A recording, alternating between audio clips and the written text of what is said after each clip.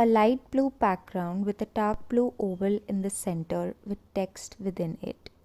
At the top, bold white text says Empower to Rise 2021. Under that, in orange, a Rising Flame Fellowship for Youth with Disabilities. Below that, in white again, launch event on 13th August. On the right of the text is a majestic phoenix bird emerging from flames in orange, red, and yellow at the bottom. Hi, everybody. Welcome to Rising Flames event. We are so excited to have this event on the occasion of International Youth Day. International Youth Day celebrates youth in all their diversity, with all their dreams, their aspirations, and their hopes for the world.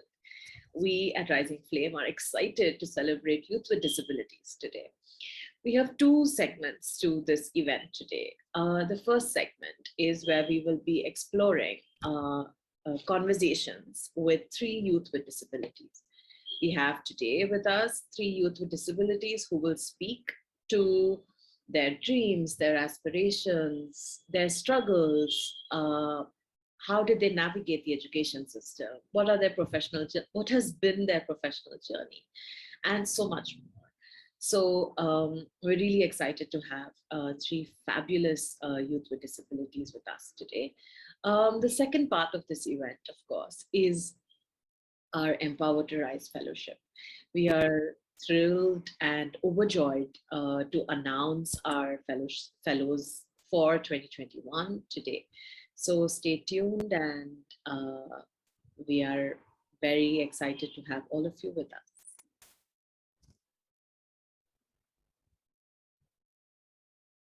Our three speakers for today are Aditi Shah, Parita Dholakia, Rishabh Birla.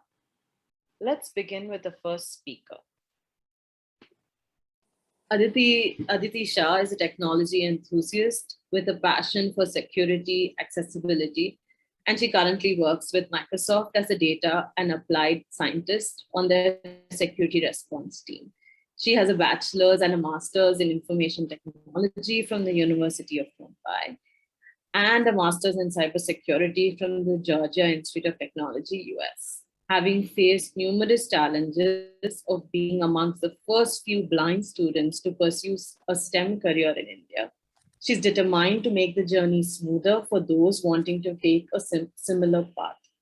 She's associated with various nonprofits working in the interest of persons with vision impairment, both in India and in the US, contributing to their skill training, mentoring, and disability-related advocacy initiatives, and also volunteers with leading MOOC provider to provide accessible online education. Since the time zones really clashed for Aditi to be with us today live, we have a pre-recorded video of Aditi speaking. We are very excited to have her, and I'm just going to play the video for all of us to see. Hello, I'm Aditi. Thank you so much, Rising Flame, for inviting me today to share my story with this amazing group of youth with disabilities. I want to share my journey of becoming a techie. And this journey starts long back, right when I was a kid. I used to be very fascinated by this little machine called the computer, and I would spend hours and hours trying to learn new technologies or trying to create animations using Flash and so on. And obviously, I wanted to become a successful computer professional when I grew up.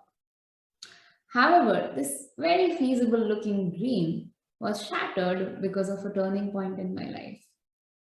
When I was 11, I was diagnosed with a degenerative eye condition called retinitis pigmentosa, which rendered me totally blind by the age of 15. I could no longer read or write. I could no longer access computers. I could no longer do pretty much everything that I was able to do when I was sighted.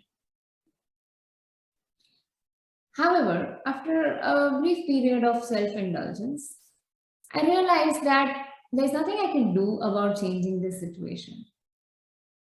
So why not adapt to it? I started to equip myself with assistive technology available for the visually impaired. The major one being a screen reading software. A screen reading software is a computer program that converts anything that comes on the computer screen visually to speech or braille so that a blind person could access it in the same way like any other person does by seeing the screen. In fact, it was my exposure to this assistive technology that really bolstered my belief of becoming a successful software professional. I thought that, you know, it's because of this assistive technology that I'm able to access computers independently. It means that tomorrow, if I get a job in this field, I would also be independent in performing my duties at work.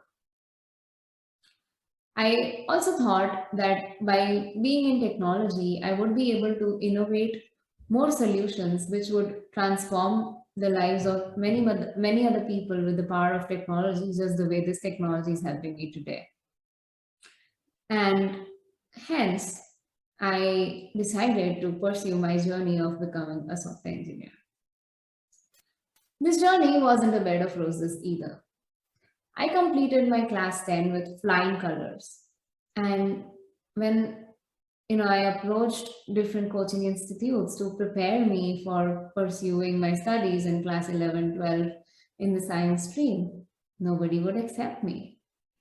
Nobody could believe that a blind student could study math and science. As a result, I had to take a step back. I pursued commerce in my class 11 and 12. And again, I ended up at the top of my class. I was amongst the top 3 in the Mumbai district as well.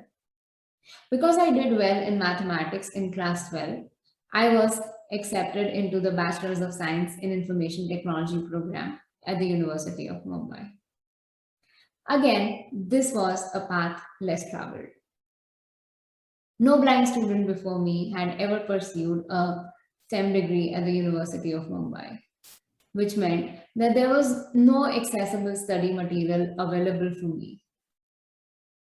My family and I had to spend hours and hours scanning all my textbooks, fixing the OCR errors, typing out all the hard copy notes, just so that I could read what I had to study. I ended up spending 80% of my time just making the study material accessible, and only 20% of my time went into actually preparing for the exams. However, strength lies in fighting against all the odds and yet achieving the peak. I topped all the semesters at college, and I also stood fourth at the university level at the end of the program. I also went on to pursue my master's in information technology in a similar way. However, when it came to finding employment, I again faced a lot of skepticism. All the top IT companies that came on campus to place students wouldn't even allow me to sit for interviews, just because they'd never seen a blind programmer in their life. As a result, again, I had to take a different path. I started my career at a tech startup in Mumbai, which basically built a data center security solution. I worked there for about 5 years, starting as a software engineer, and when I quit in 2018, I was leading the whole product development over there. Like they say that there's a silver lining to every dark cloud.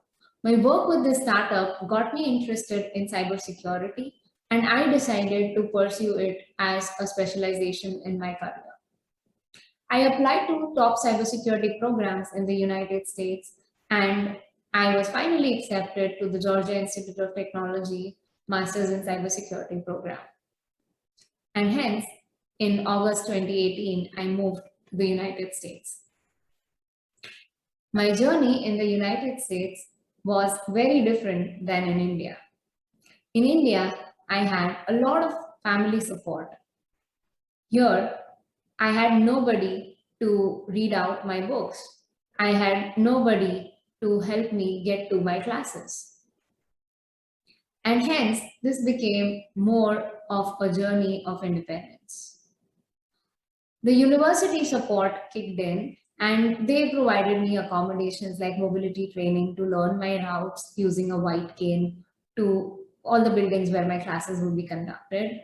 They also gave me pick up and drop facility from my housing to the college campus. The cherry on the cake was that all the study material in the United States is electronic by default, and most of the exams are also conducted on the computer.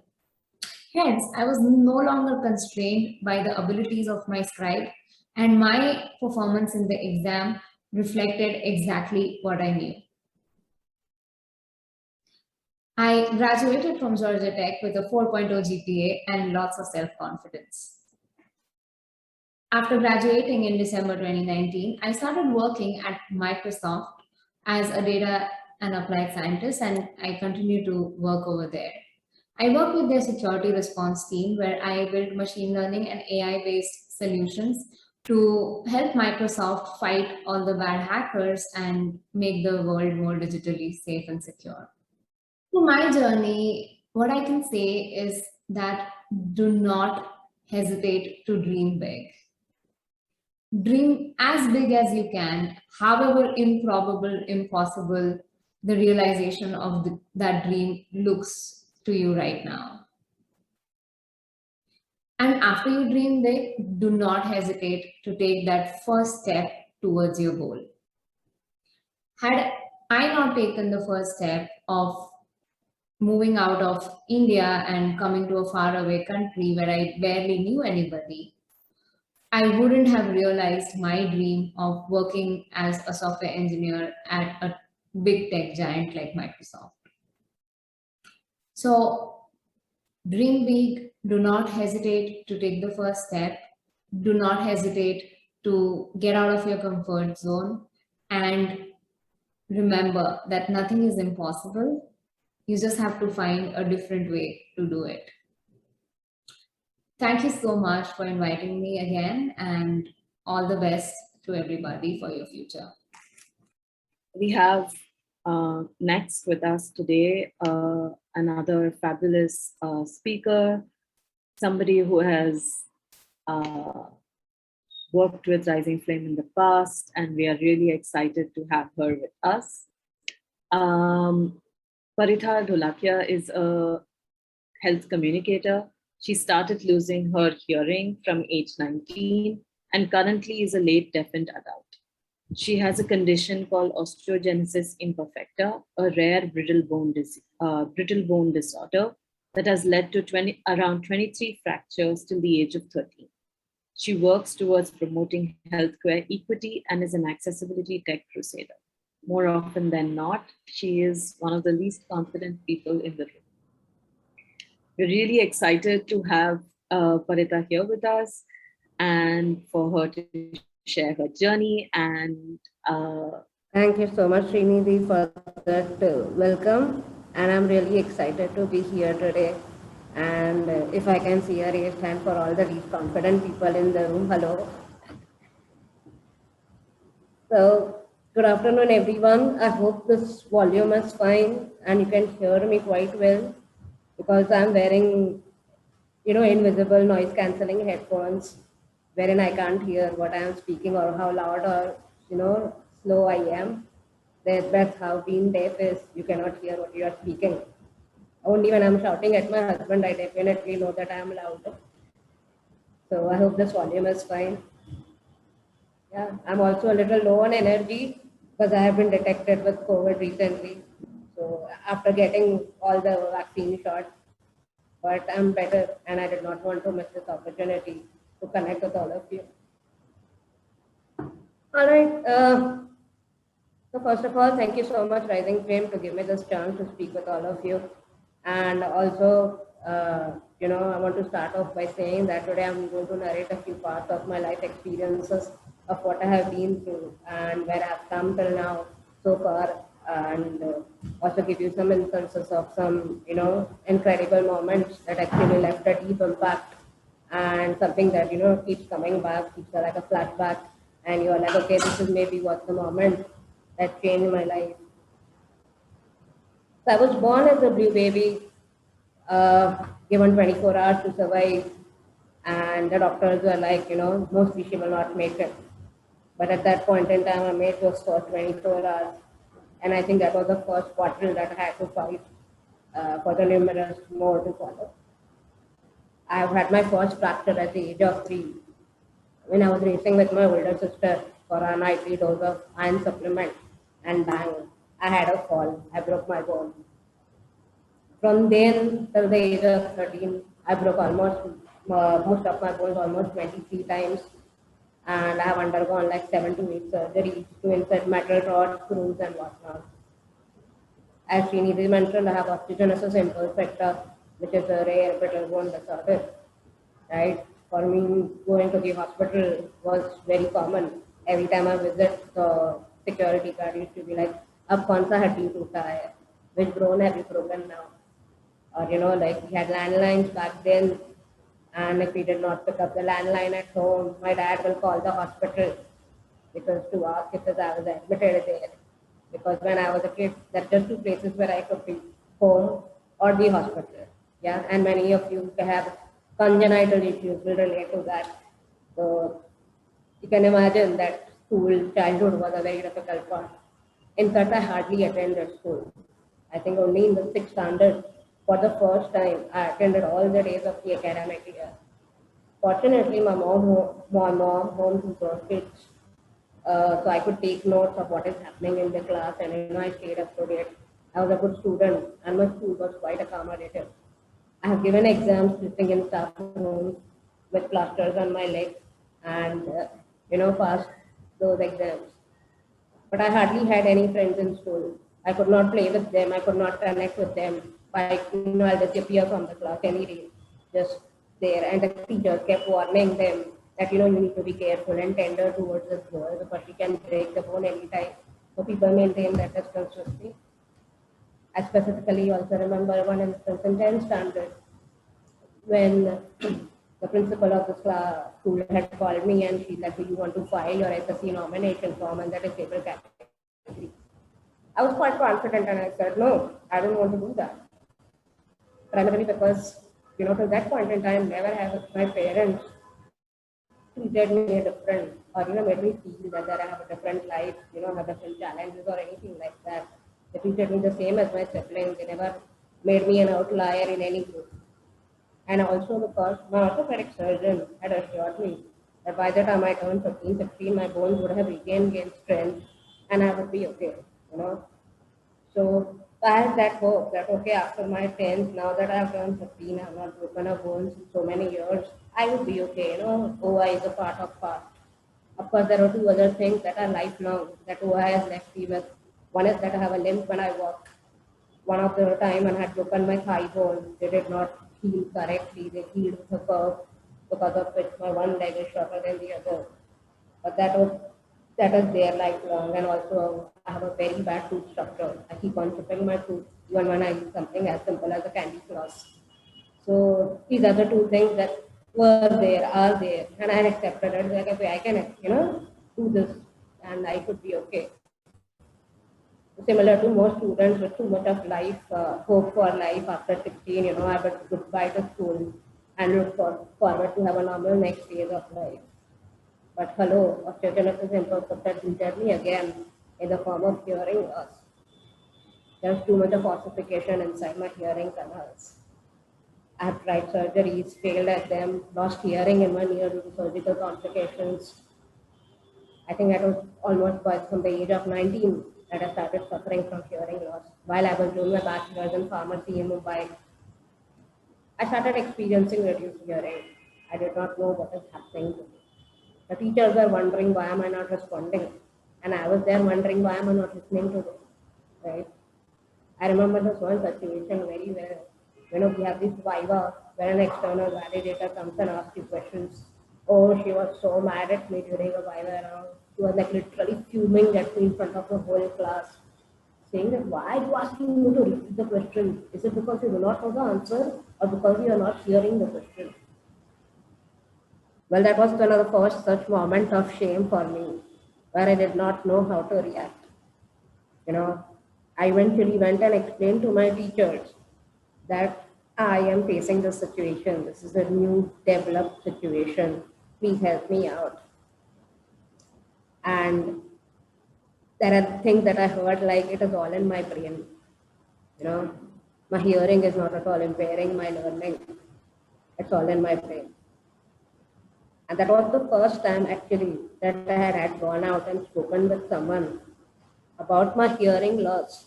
So when I spoke to my teacher, that was the first time I went and spoke to someone about my hearing loss. And the comment that she made me realize that I'm going to have a very ugly battle to fight and something that maybe I have to do on my own. Lot of things changed for me with this development of hearing loss. Right from connecting with people, attending group meetings.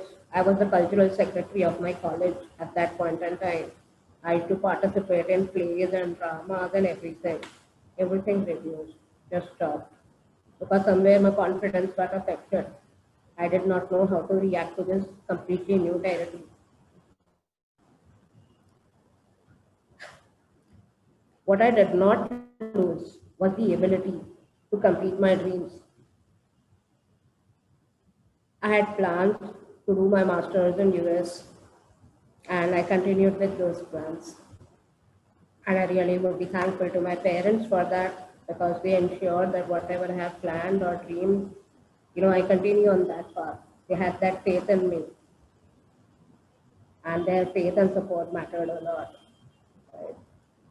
So there I was in US, Boston, studying in this university, a fresh new take or hard of hearing person and facing this invisible disability. As Aditi mentioned, I was in a country that provides a lot of accommodations, that is providing a lot of accessible solutions. I could have got a note taker in all my classes, but I did not go and ask. I did not speak. I did not reveal that I have a hearing issue. There was a large part of me that was shy, that was vulnerable, that was not ready to accept things like they were. The hearing aid that I was wearing was a small one, which would be covered with my hair, and I did not have to tell anyone that I am not listening. And I thought I'm doing well. But students in general, in an international country with new accent, new things, new workload, they are facing a lot of pressure. To add on to that, I had also to face this whole unspoken disability to deal with. So I wish I had tried to reach out for help at the right time. Help was available, I did not take it. Then, of course, I graduated and came the working life. And as you are aware that my hearing loss is progressive. So with passing time, it has kept on increasing and today it's almost down to 0. I did not inform any of the job seekers about my hearing accommodation. I was confident that I'm fulfilling my duties. I'm fit enough for my job. I will do a great job and probably that's all that matters. I was in two minds, whether to inform the interviewer about my hearing problem. Should I write it in my CV that I have an issue? Should I tell them during the last round of the interview? I did not have anyone to ask.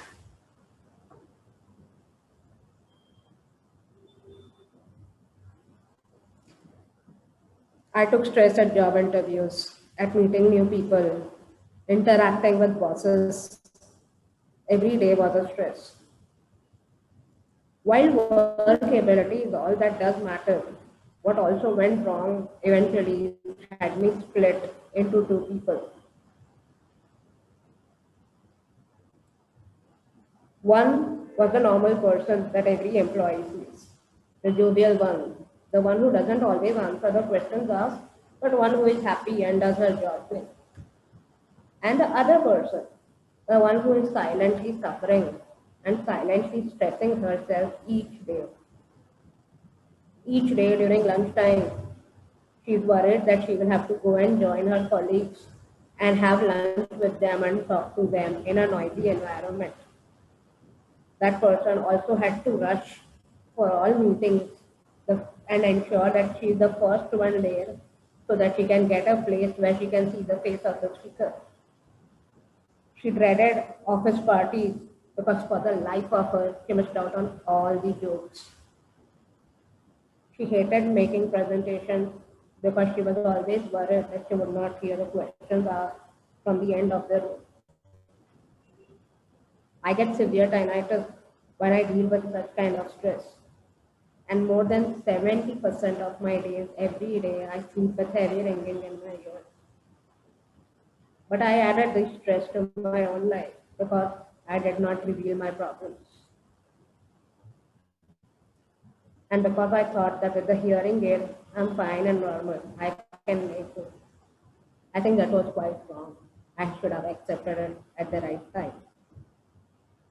Almost 8 to 9 years ago, with the progressive nature of my condition, I was in a situation where I was dreading my career aspects, my aspirations, how I'm going to climb the corporate ladder, how it would affect me, my future life. But I did not know whom to reach out to. What I have done is, I've literally sent cold emails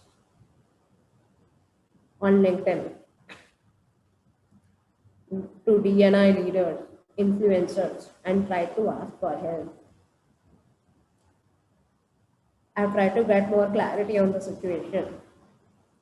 And in the process, I have made some great friends, some great mentors, and I actually got a chance to be a part of some deaf and hearing, hard of hearing community. It feels awesome to be able to do that. Yes, but wish I would have done that earlier, because reaching out to the community at the right time for support really matters. It does boost your confidence.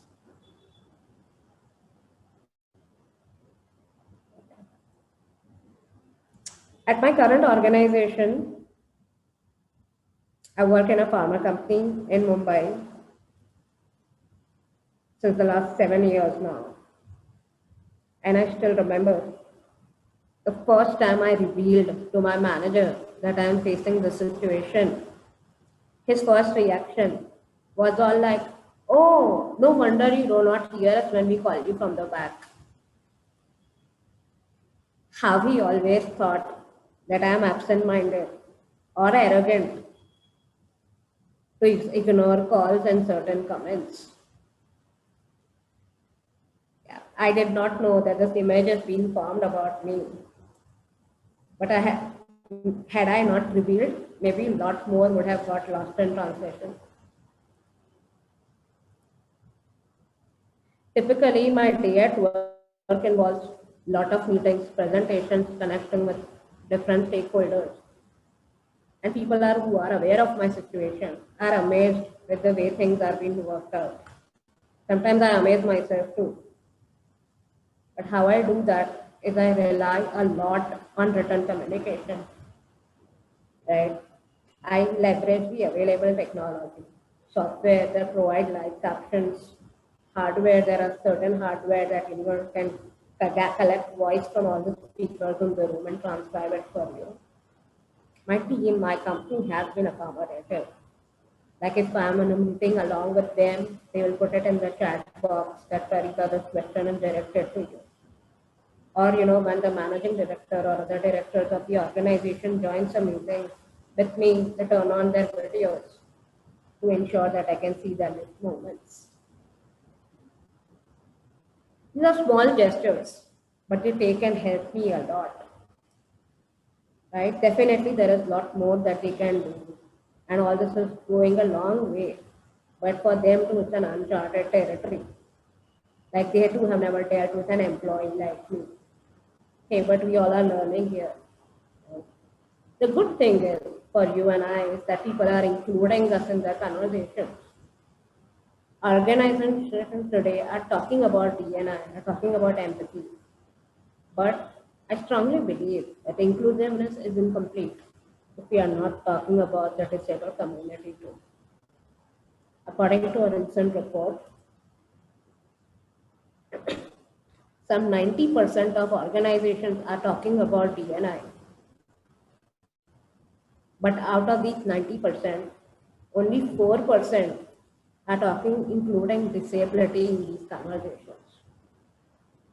That has to change. And that change will come at you and me. It is an opportunity, not a task. We have the onus to increase the noise, the share of voice, and awareness about these topics. We must remember this when we are talking about accessibility.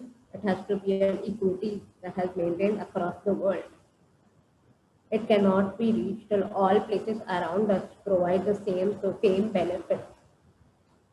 Whatever part of the country we are in, you cannot board a train in Kerala, which has a ramp for a wheelchair, and get down at Mumbai, which has none.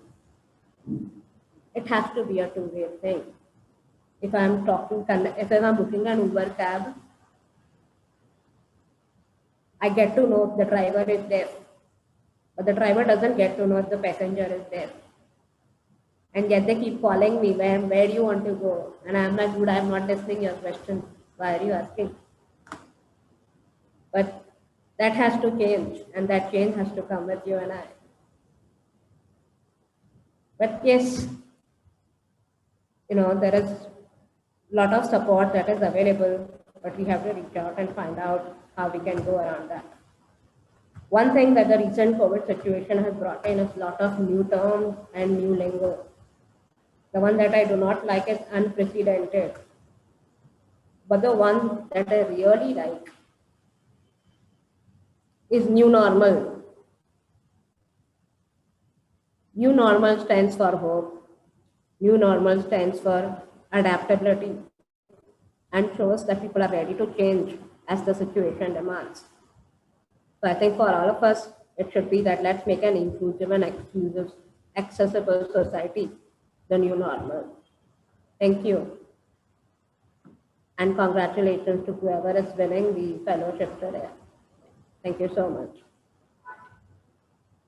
Thank you so much, Parita, for such an insightful, honest, and deeply vulnerable conversation. It was really moving for all of us to listen, but I think so relatable for so many of us who had disabilities that tend to change over a period of time, that are fluid, that are not stable, right?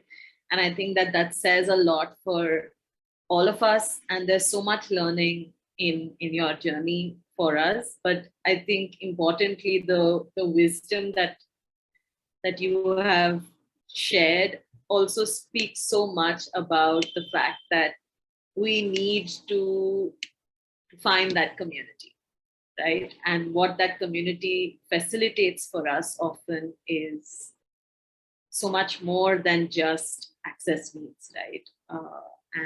And really glad to have you here, and thank you so much for sharing your journey. Next, we have with us today Rishabh. I'm just going to read his brief bio. And like we say about all our speakers, their bios are small and brief and don't encompass the diverse human beings that they are and all of their interests. So, but we read bios just for us to understand. Rishabh Birla is a technical analyst in cybersecurity technology consulting at ENY. He lives in Thane, Maharashtra with his parents and Sophie, his canine companion. He went to school at Singhania School in Thane, studied BA Political Science at St. Xavier's College, Mumbai, and did his MA in International Business Management from Middlesex University, Dubai. His interests are wildlife, mental health, disability rights, and autism. Since he got self-diagnosed in 2018, and then professionally diagnosed in 2019. He has been advocating about mental health and disability on Instagram and WhatsApp stories. Such a pleasure to have you here with us today, Rishabh. And over to you.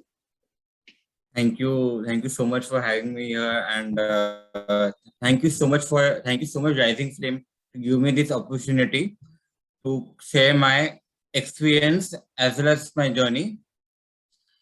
Uh, I'm I'm 25. I'm Rishabh. I'm 25 years old. I'm a disabled, neurodivergent, and autistic individual from Thane. My journey with disability is a long one, challenging, as well as been a as well has been an emotional roller coaster. I had a difficult childbirth and a mild delay of developmental milestones, especially speech, since I was 2.5. Since I was 2.5 years old. I had undergone numerous psychological, neurological tests at various institutes, and I was found to have poor eye-hand coordination, delayed speech, for which I went into intensive occupation therapy as well as speech 9-10 years of age. Because of these differences, I could not play group games which involved physical sports. Every day afternoon after nursery, as well as school, my parents used to take me to speech therapy, occupation therapy. Hence, I had no or little interaction with my peers in early childhood. During nursery time, I could not speak with my peers due to delayed as well as lack of clear speech. So I could not make friends. In nursery, I could not do storytelling or reciting poems which other kids could do. Due to delayed speech, I had difficulty in getting admission to schools and needed a medical certificate. But fortunately, I got admission in Singhana school. In primary schooling, I had academic challenges. I could not cope up with studies. Hence, teachers and classmates used to ridicule me and call me dumb, lazy, and much more ableist comments. In secondary section, number of subjects and the syllabus became more intensive. I could not copy notes from the blackboard, and my handwriting was illegible. I jumbled lots of words and did spelling mistakes. In mathematics, simple calculations were also hard for me. My parents used to come to school every day to copy the notes from other students' notebooks. Because of this, I was discriminated by teachers and classmates, leading to low self-esteem. At the age of 12, I underwent a battery of tests at various centers out in Mumbai, and later got diagnosed with learning disability at the age of 12. Due to my parents' efforts, school started a child learning and developmental center for children with learning differences, which was not there previously. Because of my early diagnosis, I got provisions like extra time during my exams, writer and reader for my exams, calculator for mathematics, etc. Diagnosis of LD, learning disability, and associated concessions, it made my academic life more easy. I could score good marks. But because of my differences, because of my disability, I was teased and bullied by my classmates. Due to undiagnosed autism back then, I was gullible, so hence I was taken advantage of my classmates. In order for me to make more friends, my parents used to organize birthday parties, small gatherings, small get-togethers, but it didn't work out. I had a special interest in biology, history, geography, and could perform exceedingly well. but mathematics, languages, physics, and chemistry was tough. In 9th and 10th grade, I was able to omit mathematics and science and took environmental science and commercial studies respectively. Due to hard work, support of my parents and few teachers, and most importantly, the principal, I could pass 10th board with 94%. Science and commerce stream were out of question, so I took arts stream in St. Xavier's College, Mumbai. I got admission on merit.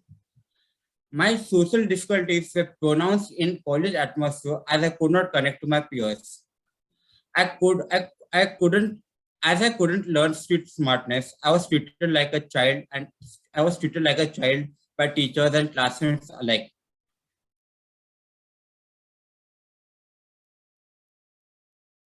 I used to have frequent breakdowns in school and college where I used to hide in bathroom or in corner.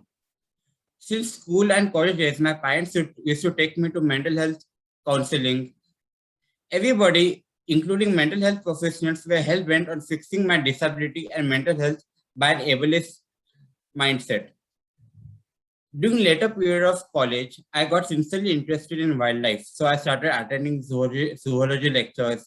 I was excellent in zoology in spite of being in arts stream. Though I would go to bird watching and wildlife outings frequently, I could not connect to the people due to my social and processing differences.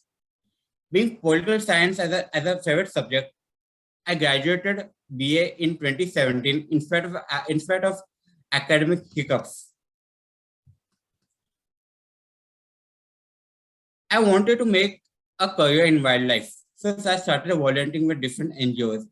I could not pursue due to social communication differences.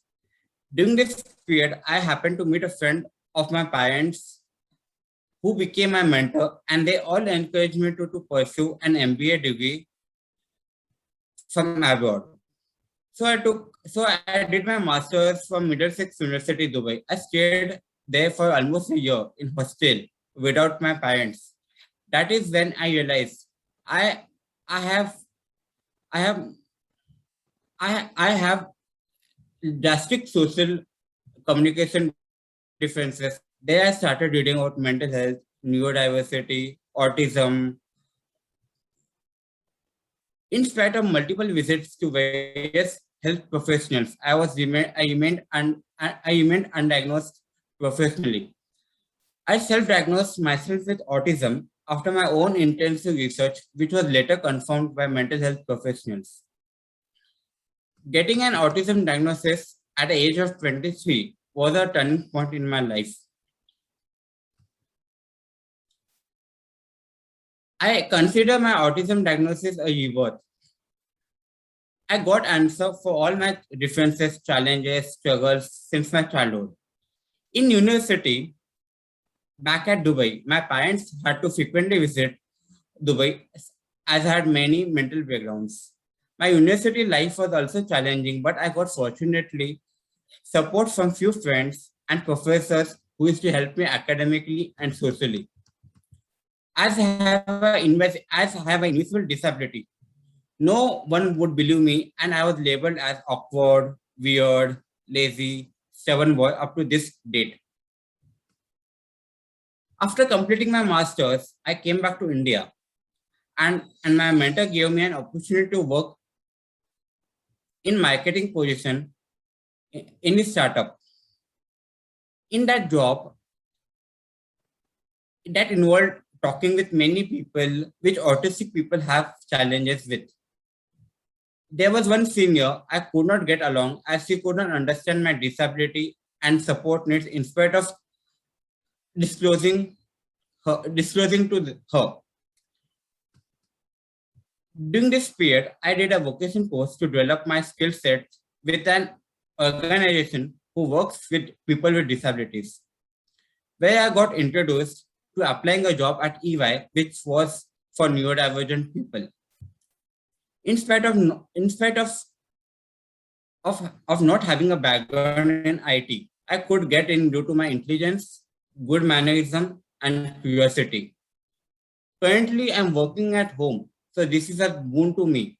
So I don't need to travel in crowded local trains or navigate complex social situations in workplace. My brain needs instructions in anything in a clear, concise, stepwise manner, which neurotypicals find it hard. Hence, even though my co-workers in EY are trying to help me a lot, I'm not able to complete the task appropriately. But as EY, as EY, EY is slowly understanding my challenges, and as for them, it's also an uncharted territory. As a disabled individual, I'm also helping them to understand, and they're also helping me to work.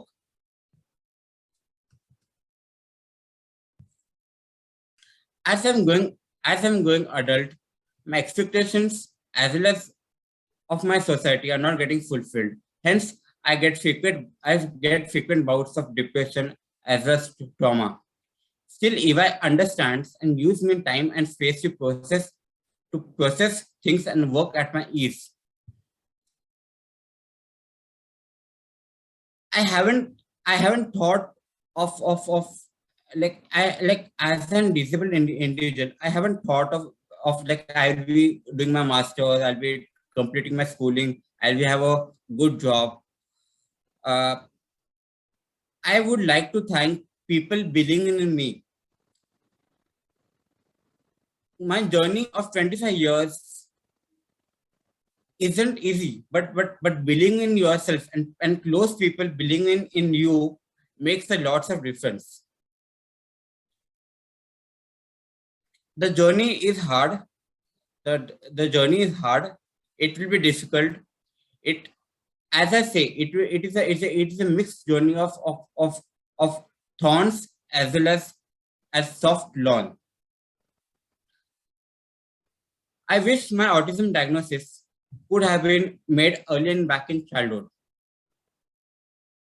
I'm grateful to people who have been part of my life and helped me where I am today. Thank you. Thank you, Rishabh, for sharing your journey and for sharing some of the difficult challenges and how you navigated through that, and learning about yourself and what that means in a world that often prescribes a certain way of being and of responding to our personalities, etc. So thank you for sharing that. I'm sure it is valuable for many of us, and it is great to have you here. So thank you so much.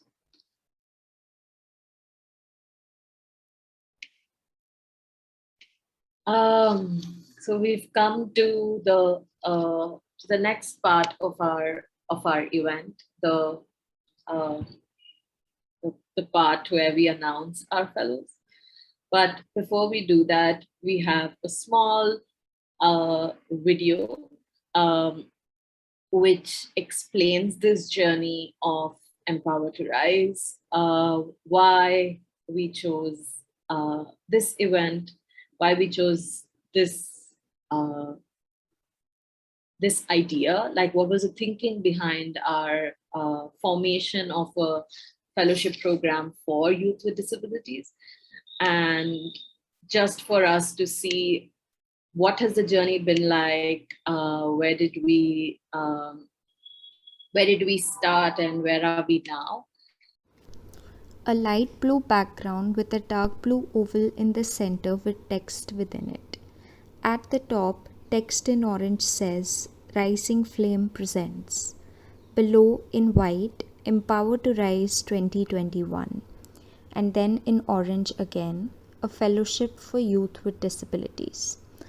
On the right of the text is a majestic phoenix bird emerging from flames in orange, red, and yellow at the bottom. Hello everyone. I am Nidhi Goyal. I am the founder and executive director of Rising Flame. Rising Flame is a non-profit based in India, and we work towards rights of people with disabilities, particularly women and youth with disabilities. We're a self-led team, by which I mean we comprise of women and non-binary persons living with disabilities, chronic illnesses and other conditions themselves. We work towards the larger vision, a larger vision of having equal opportunities and access for all, of building and creating a safe and enabling environment, and absolutely working towards and achieving social integration. And we work towards this larger aim through 3 layers or levels: igniting individual transformation, working towards community change, and influencing ecosystems to alter them. Well, what we want is that persons with disabilities, particularly those standing at intersections, are heard, are seen, have the space and the voice, and can lead from the front. And this is where youth come in. Young people with disabilities, of course, have dreams, just like anyone else. They have the will and the potential to grow and to lead. But something stops them. What are those things, and what really stops them? What stops them is social mindsets, inaccessible infrastructure, and exclusionary systems and practices.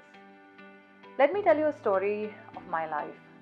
When I was in college, pursuing my undergraduation, post-graduation, I remember a few things around that time. That my parents had to buy a scanner so that I could scan my books, convert them, and then make them accessible for me so that I, as a blind woman, could access them. While all other non-disabled students simply had the right and the ease to have a library card and access all the wonderful books over there. I remember calling up these friends from the community and saying, hey, can you please share the crack of this software, which costs around 40 to 50,000, and I'm a student who's not earning.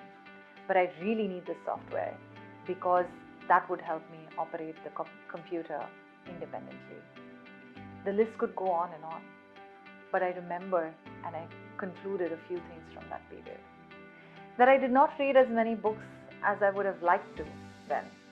I didn't have enough free time like other non-disabled peers of mine had. But lastly, and the most important thing, was that I learned that if I had to pursue education as a disabled young person, the onus somehow, the system somehow put the onus on me to make this happen. And this is what we want to change. We want to change this because we want young persons with disabilities to have the access to opportunities and resources. And therefore, we have launched Empower to Rise Fellowship. This is an annual program that provides support to young people with disabilities pursuing education in one form or the other, and who are working really, really hard to achieve their goals and to fulfill their dreams. Inaccessibility does put a pressure and an added burden on students with disabilities, and that's what was reported to us when we were collecting data for our published research, Neglected and Forgotten, which captures the impact of the COVID crisis. Students told us that digital classrooms were inaccessible, be it the platform, be it the study material that was provided, be it the participation in class, which lacked any kind of captioning or interpretation. Students across disabilities had something to say around the inaccessible environment and the barriers to education.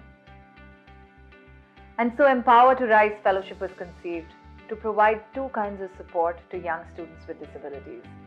One, a financial support of rupees 50,000 to each fellow, and 2, an individual mentor who would work with them for 6 months, who would guide them and walk with them on the path to success.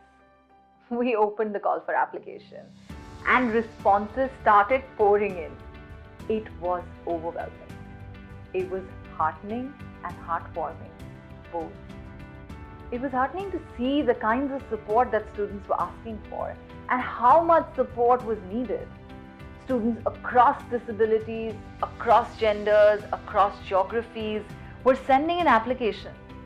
A light blue background with a dark blue oval in the center with text within it. At the top, text in orange says, 52 applications from young people between 16 to 25 years with diverse disabilities.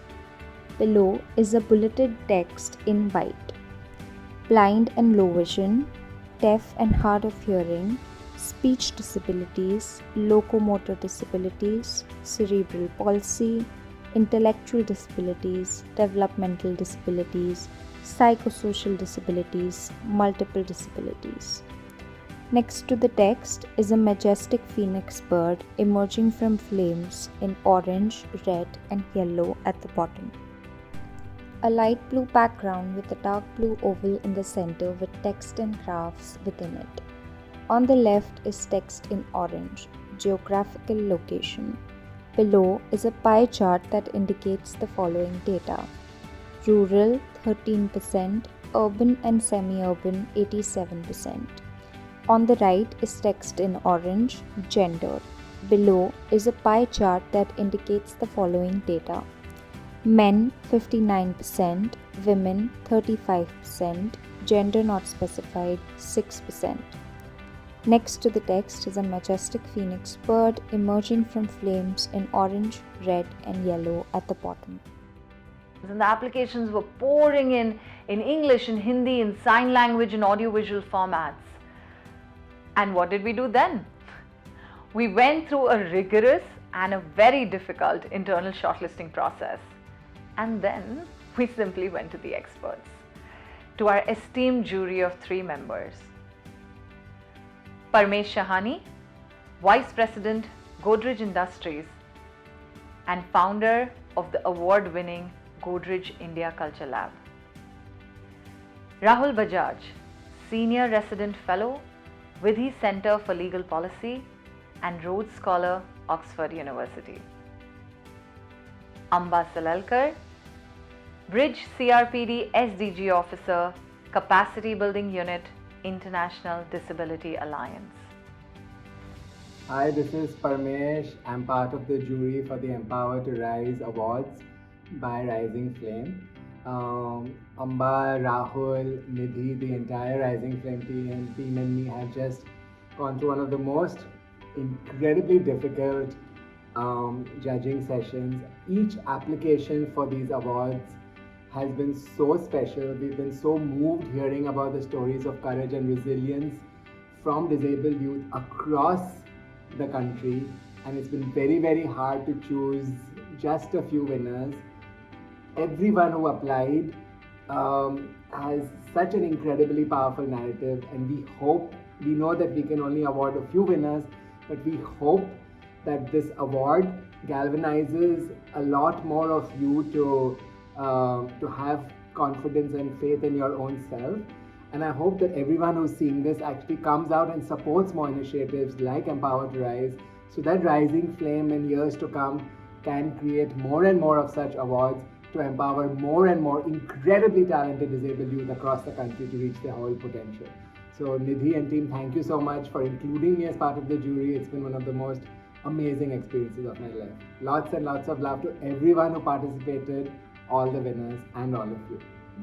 It was an honor to get the opportunity to judge the Empower to Rise competition. I was completely blown away by the sheer diversity, ambition, and stories of the 18 candidates whose profiles we had to study and make a decision on. Many of them reminded me of a somewhat younger version of myself when I was in college, determined to break down barriers and defy all odds. I'm confident that with youth with disabilities like these, India's disability movement has a bright future in store.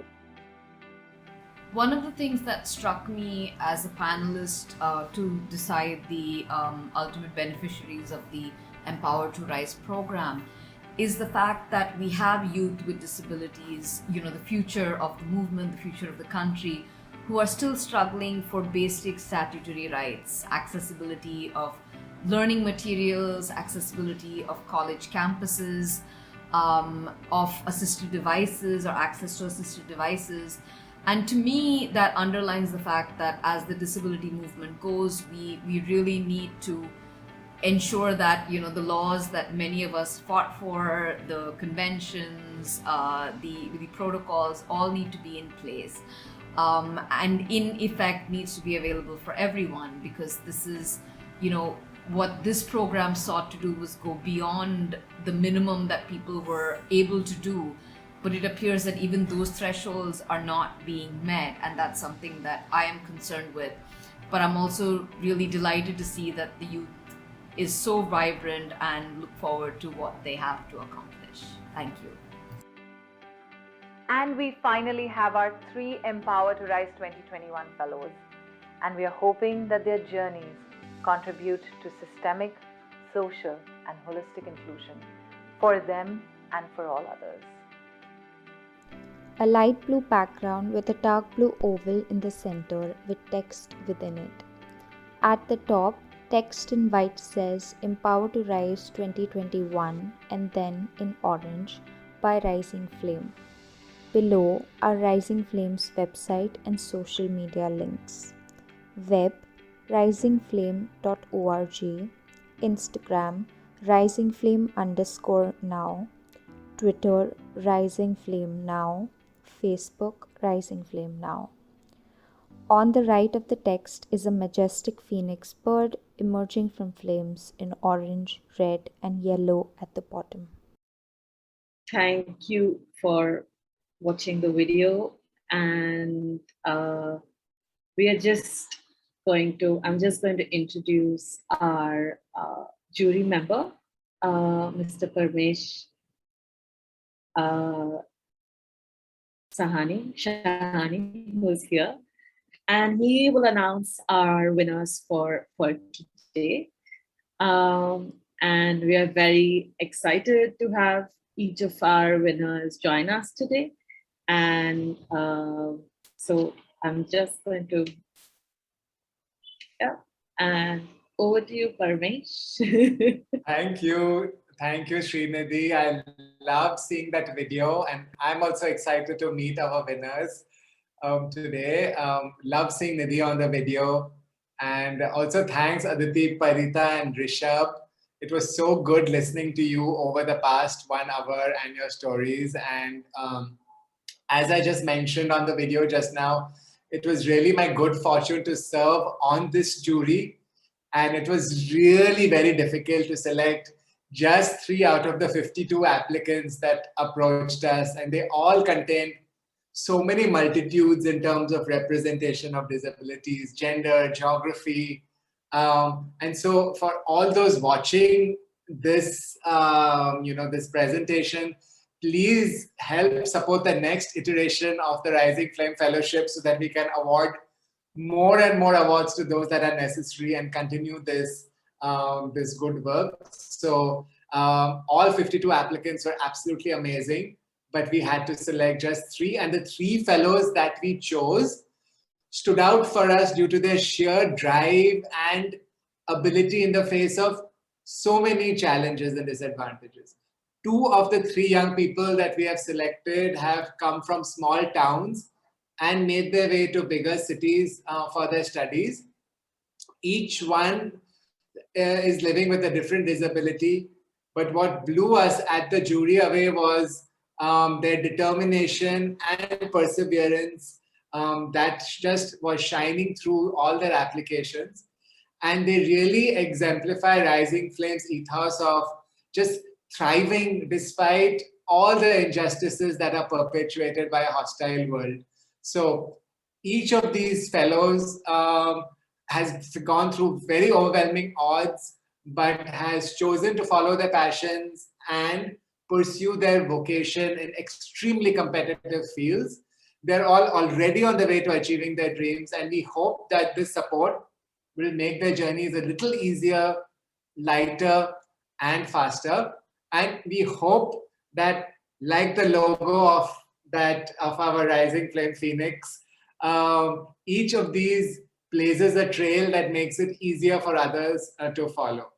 So everyone, this is the moment that you've all been waiting for, announcing Rising Flames Empower to Rise Fellows for 2021. I'll make drum rolls. And, Nishant, I want to see how you do drum rolls. Oh, awesome. Drum rolls. And our fellows, our Empower to Rise fellows are Anya. Welcome. Mansi Tyagi.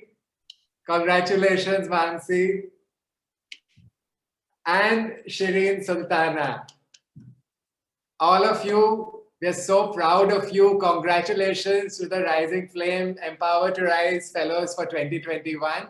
Everyone, please show them your love and please follow their journeys. And of course, please reach out to Rising Flame and support all the good work that Rising Flame is doing. Srinidhi, back to you. Lots of love, everyone. We have a little bit, a few details for about each of our winners, which we will share with you now, because I think before we hand it over to each of them to tell us a little bit about themselves, we're just going to share a small presentation that we have put together. So our Empower to Rise 2021 fellows, Aranya. I'm just going to read the image description for each of the listings. On a light blue background with Rising Flame logo at the top. Below are 5 white stars in white in a semicircle. Below in a semicircle, text in white says Empower to Rise 2021 Fellows. In the center of the semicircle is a golden badge.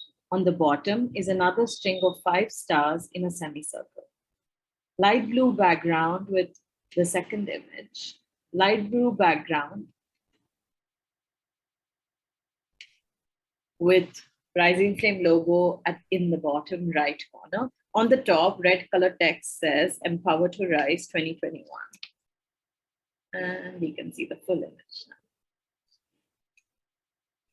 Empower to Rise 2021 Fellows. Below towards the left is a square photo of a young person, Aranya, in a blue colored kurta with black headphones posing before a mic. They have a mustache and sports black framed glasses. On the right, between 2 strings of stars in semicircle is the text Aranya. Below their photo, text in black says, a 22-year-old from Kolkata, West Bengal, Aranya, is studying at Rabindra Bharati University, Calcutta School of Music. They have autism spectrum condition. They like to introduce themselves as a neurodiverse person. These are a few quotes that we collected from each of our winners. On a light blue background with the Rising Flame logo in the bottom right corner. On the top left side of the page is a square photo of a man, Aranya, in a blue colored kurta with black headphones posing before a mic. He has a mustache and sports black framed glasses. On the top right is a yellow quote mark below which in text in black says, music is my sixth sense and it is my language. I have problems with communicating with other people and music is the only way through which I can convey my feelings. Aranya, would you like to say a few words? Yes, I would say. Actually, first of all, I would say I thank you all. I'm really grateful to you that you have understood me. I am so thankful to you, all of you present here, for this wonderful opportunity.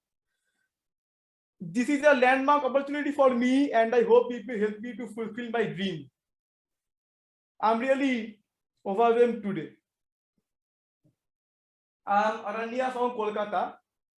I'm in the audience spectrum, and I call myself a neurodiverse person. People like me have many disadvantages, and I have faced bullying and discrimination too. But I have also seen people who understand love and help. And you know what? I love music, and I also have a bit of communication problem. But music is like my sixth sense, and I can convey my feelings with music. I wish to pursue music as my career. Actually, I have a small home studio, and I think I'm right now sitting in there only, the home studio where I do most of my work, and it's a bit of I've decorated with my instruments behind them. Okay, actually, I have a small home studio, and I hope to purchase some software and musical instruments. I want to entertain people with my music and express myself through music. But I really don't know how to go ahead professionally. So I am flooded with hope as you are providing me the opportunity of getting a mentor who will guide me. I think that can change my life. I am highly moved. Thank you so much. My gratitude. Thank you so much. Thank you so much, Aranya. I am going to share briefly once again your the screen for everybody to see. Aranya, who's one of the winners. Yeah. Thank you so much, Aranya, and congratulations. We are Thank you so much. Very excited to have you as one of our first fellows.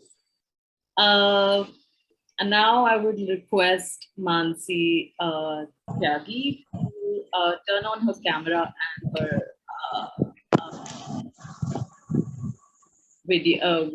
turn on her camera and her mic. We will briefly share about while she gets her camera and mic ready.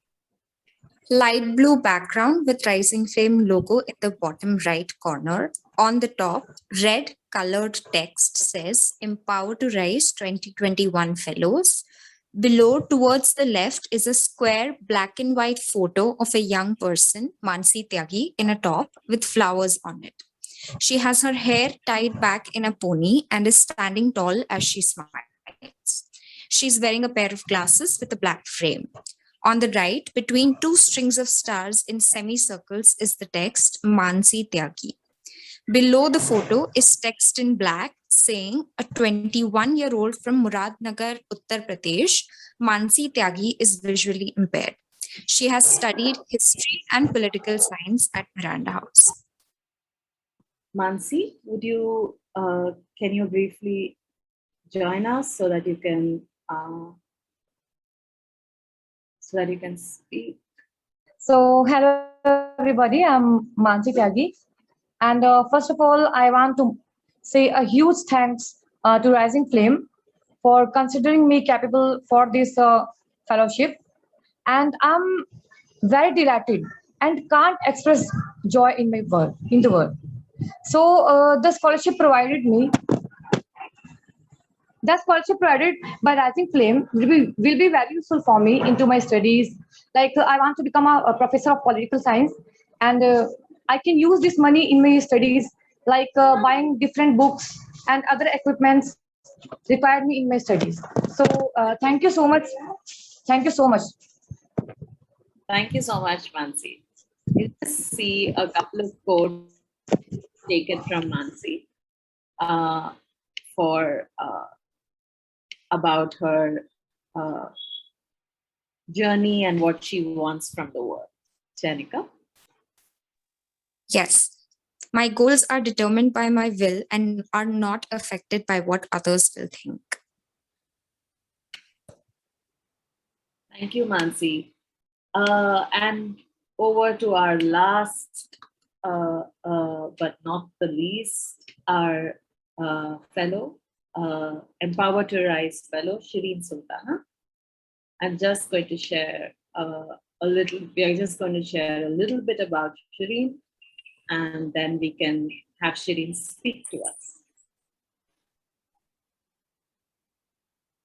A 25-year-old from Hojai, Assam, Shireen Sultana, lives with multiple chronic conditions causing disability. She is in her 4th year studying biology at IISER, Kolkata. I dream of an accessible Indian academia, and I would do my best to solve the current inaccessibility problems. Congratulations, Shireen, and we are so excited to have you as one of our fellows. Would you like to say a few words? Hello. Thank you so much, everyone, for finding me worthy of this fellowship program. I'm so happy. Today, I'm not going to tell you about the sad stories, but I'm actually very warm and happy listening to everyone telling about what they have done. So, about me, I'm Shireen.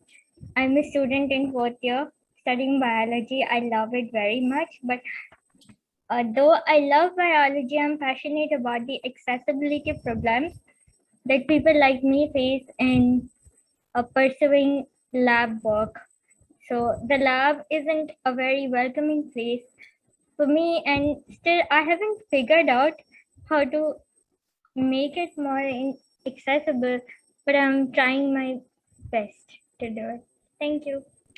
And excited, and we are really glad to have you here with us and for this journey that has just begun for you. It gives me absolute and complete pleasure to have with us our founder and executive director to say a few words before we wrap up this launch event. Over to you.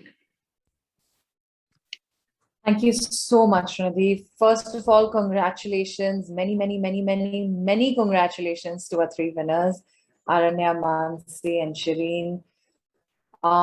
Thank you for really sharing your stories with us. Thank you for trusting us with your vulnerability, with your dreams, with your life, really realities, and with trusting us with that care that we would take this information, work with it, and work with you to be the support system or work with you on your path to achieving your dreams. So thank you, and what fabulous fortune for us that you are our very first Empower to Rise 2021 fellows. So congratulations once again, and so happy to be a part, a small part of your life and journey as Rising Flame, as Nidhi, as an individual, as a woman with a disability myself, as someone from the community.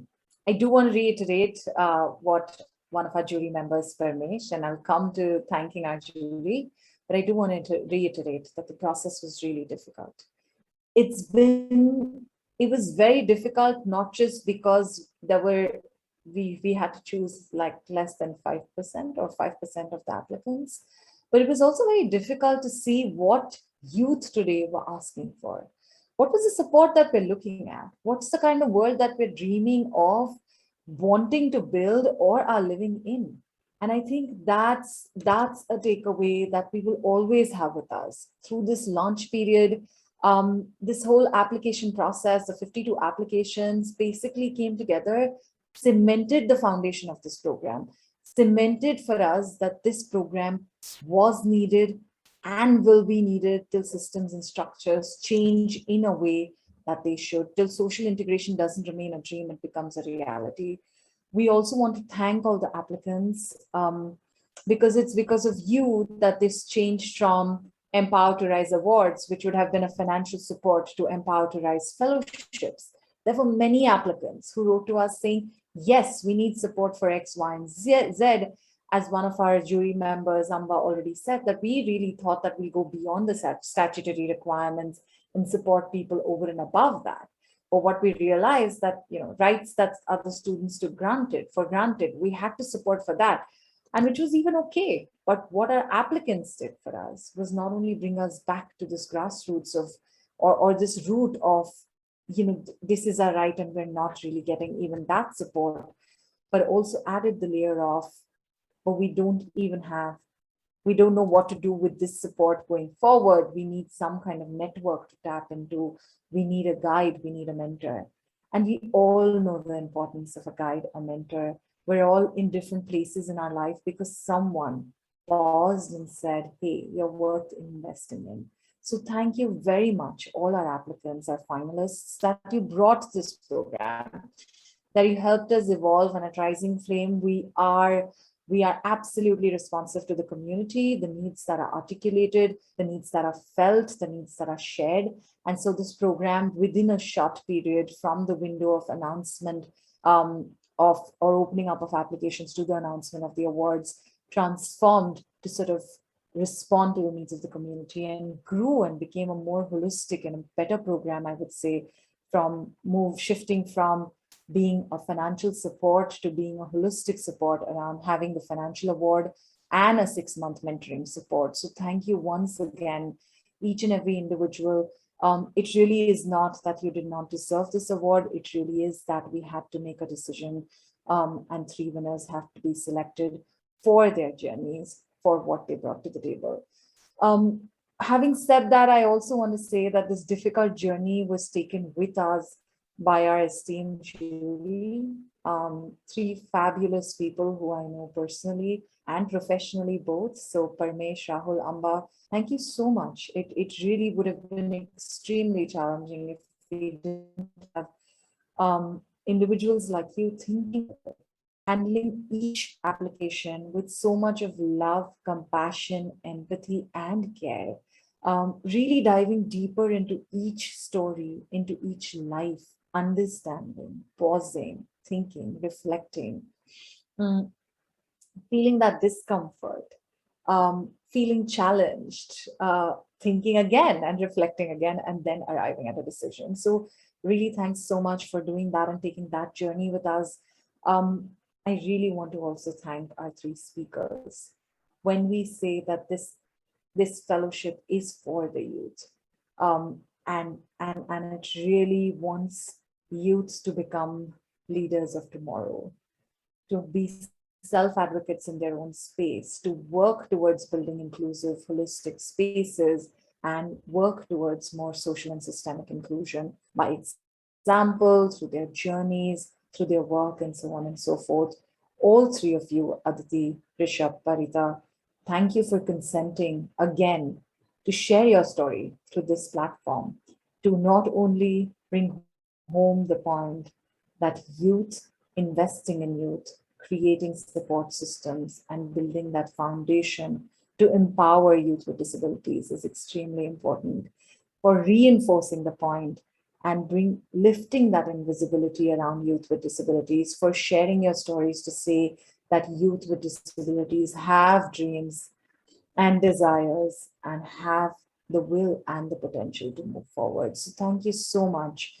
I would really, really like to thank each of you who have attended this program and have contributed and participated in this beginning of Empower to Rise, which is a commitment to work with youth, for the youth, to work on this journey of progress, success, and social inclusion. I would again urge, thank you again, Parmesh, for sharing our appeal with everyone.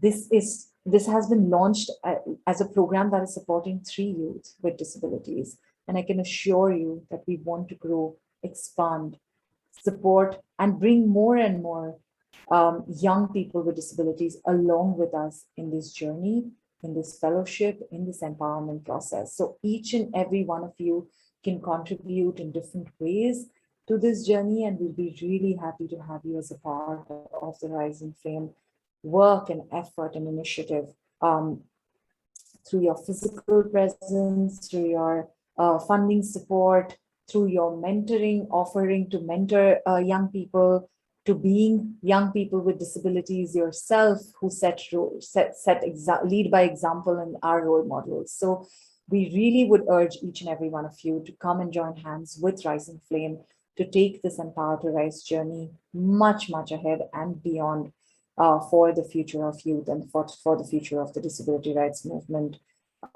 broadly.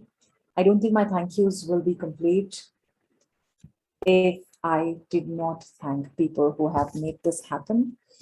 The fabulous and lovely Rising Flame team. Before that, the sign language interpreters who've made this event, who've brought this language to us here and made this space accessible and inclusive for us. Thank you both, Nishant and Sonali. Thank you so much for being here. You've been a part of Rising Flame initiatives even before, and we really appreciate and value your presence with us. So thank you so much. And now, time to thank the Rising Flame team. I would really like to start by thanking our intern, Gauri Bimole. Gauri, thank you so much for all your work on this. Our consultant, Unmana, our programs associate, Shanika, our social media officer, Saima, our videographer and photographers for who were part of this team for this specific event, Ankur and Shams, they're not with us here today. And last but not the least, Rising Flames co-lead programs, Srimati Raghavan. Thank you so much, guys, for really coming in with this commitment. As a self-led team, we all know that the commitment's there, but each time we come together to make this happen, each time we come together with double the energy, double the commitment, and multifold sort of efforts to make fellowships happen, to start working and advancing rights of women and youth with disabilities. We have one more person who has basically helped us reach out to all of you today. Mr. Deepak Rajani, thank you so much for joining us for this event and supporting us with the technical backend.